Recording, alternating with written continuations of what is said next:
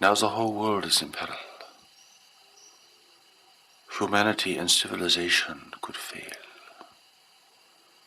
Humanity is facing a grave threat from all the world by those races who seek to take advantage of a weak and divided humanity. This is all revealed in the new message that God has sent into the world for the protection and advancement of humanity. But a protection and advancement must require a different understanding. For if individuals and groups and nations continue as they are continuing now, the world will enter a period of prolonged decline. And war and competition and conflict will be rampant.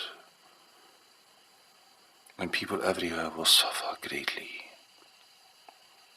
And great calamities will come to the world.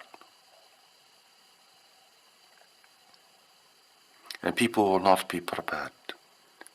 And people will not understand.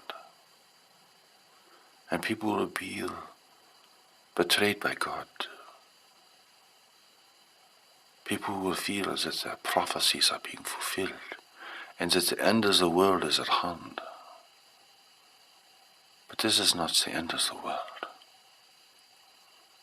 This is only the result of human ignorance and human error, and the result of humanity's emergence into a greater community of intelligent life, where you will have to face competing forces from beyond your world.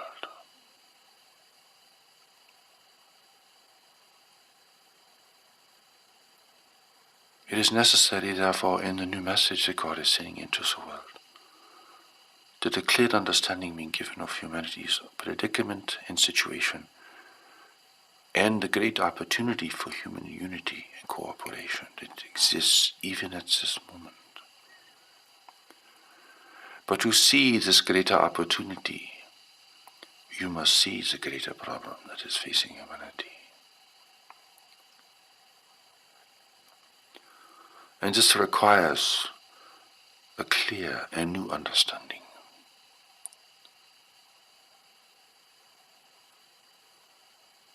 It is difficult to gain a new understanding unless circumstances compel you to do so. Therefore, do not be in denial of the great waves of change that are coming. Do not try to lessen them and call them other things. Do not dismiss them as mere fearful thinking. Do not think they merely represent one perspective. Do not think they are simply the projections of certain individuals. If you cannot see the problem, you will not see the solution. If you cannot face the gravity of your times, then you will not bring the real seriousness to the situation that is required. And you will not have the motivation to forge a new understanding and a new approach.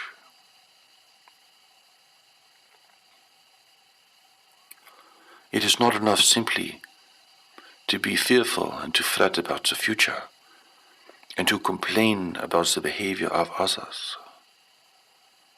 For you must now take stock of your own life and how you relate to the world and to other people. This is a confrontation for each individual. It is not simply a problem that some government should solve.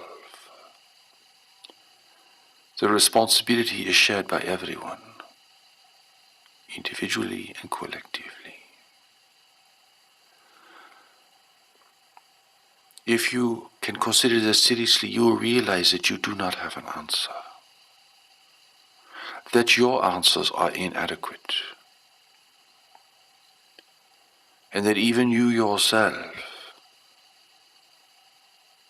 are not sure what to do within your own life and thinking. This is why God has sent a new message into the world. Not to answer all your questions, not to solve all your problems, but to ignite a greater intelligence within you, and to show you clearly where the world is going and what will be required.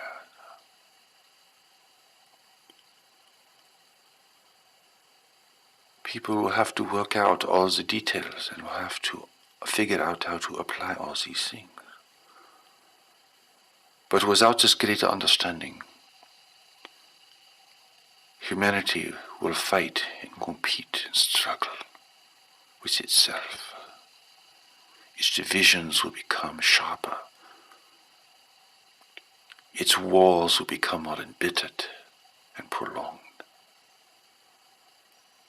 It will be group against group, religion against religion, nation against nation. And here you cannot blame one government or one leader, for everyone will be responsible. People are not even thinking within the correct context to understand what is happening even today. Why people are suffering so much, and why this suffering is increasing. Other people are blamed, other governments are blamed. But the problem is more fundamental than this. It has a great deal to do with how people use the world and its resources.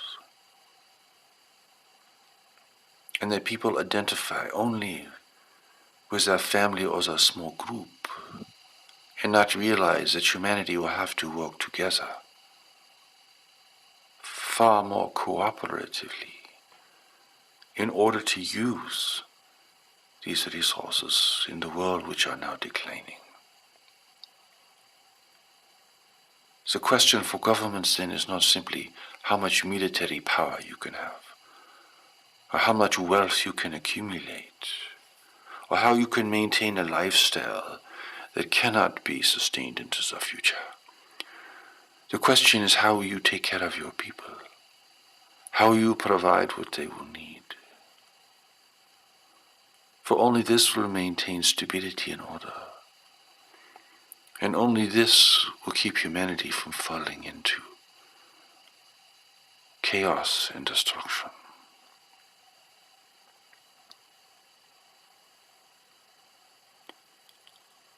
It is not simply having a new political ideology. It is not simply demanding that people be at peace, for people will not be at peace. The change that will be required will keep people in a state of confrontation and turbulence.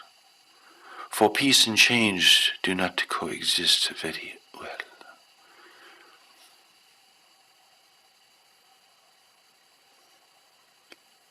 It is the confrontation that is necessary, or people will not rise to the occasion. They will not see what will be required of them or their nations. They will always blame other people. They will always think it is because of someone else that they are suffering or that the times are difficult.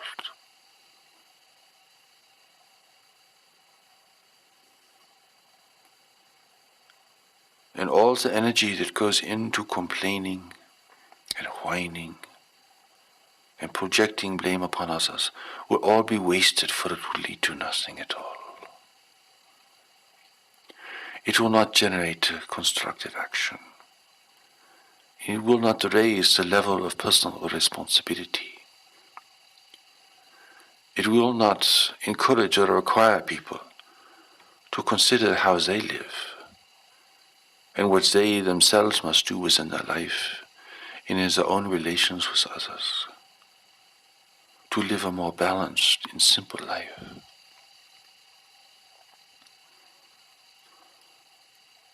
And those that are rich will try to remain rich, and those who want to be rich will strive for wealth, and those who are poor will become poorer.